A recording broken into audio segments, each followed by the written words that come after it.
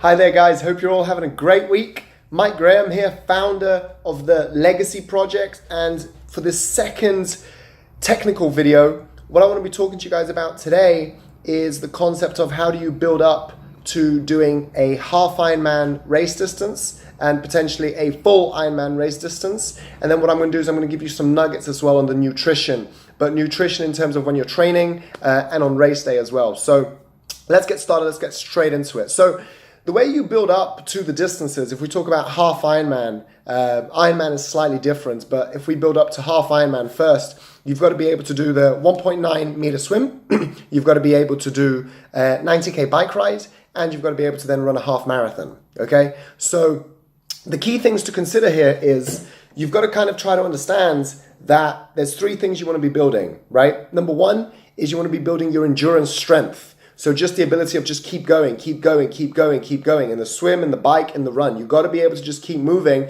And that really comes down to your breathing, right? So your endurance strength is really important. You've got to have a good breathing pattern, right? So when you're swimming, for example, when I started, I used to breathe every 2 strokes, which is obviously wrong, but it enabled me to get my breathing under control, right? And I started off doing, for example, I could do 10 lengths of a pool, then I built it up to doing 20, then I built, actually when I first started, I could only do 2 lengths, but I slowly incremented and added more amounts, more lengths so that it built it up. Same thing with the bike. You know, when I first started, I used to only be able to do 40Ks, 30Ks, then I built it up to 50, 60, then I was like, okay, push it up to 90, and that's kind of how to do it. And it's the same thing on the run. When I started, I could only run 5Ks, and it was about kind of adding miles to the runs as the weeks went by and as I felt stronger. And then what you do is you create a base point, right? So what I mean by base point is, the way I look at it is, for me to do a half Ironman or to do an Ironman, I've got to build myself up to a point where I can get up to this mileage totally comfortable, right? So on the swim, my mileage distances, for me now, my mileage distances, I want to be able to do the full swim comfortably. So 1,900 meters swim comfortably, right? I'm not talking about fast. I'm not talking about being fast. I'm talking about doing it comfortably. That was very important, number one. Number two, on the bike, when I did my half Ironman, my goal was to be able to get to the 60, 70K mark, totally comfortable. And on the run, my goal on the run was for the run to be comfortable, right? Up until about 15, 17 kilometers on the half marathon run, right?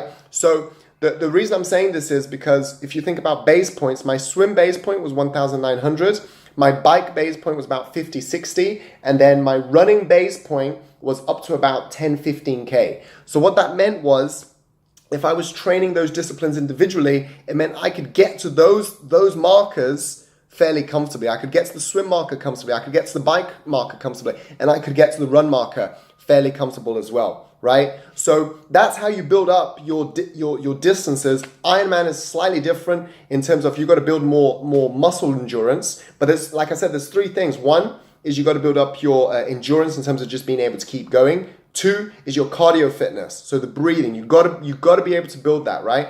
And the third thing really is your muscle strength. So we're looking at muscle strength, we're looking at endurance in terms of energy, and we're looking at endurance in terms of cardio, right? So making sure you're breathing, making sure you're strong, okay? So those are really the kind of key things you need to do to focus on to get yourself to the right mileage for a half Ironman and a full Ironman. Full Ironman's a bit more technical, but we can talk about that in videos in the coming weeks. So the final thing I want to leave you with on this video before, just so you've got something to go and do in your week, is when you're doing your sessions, especially your long sessions, really focus on your nutrition, right? Using your energy gels. On my bike, for example, I'm really big on my flapjacks at the moment. Water, how often are you drinking? And you want to be sipping water, right? You don't want to be gulping water.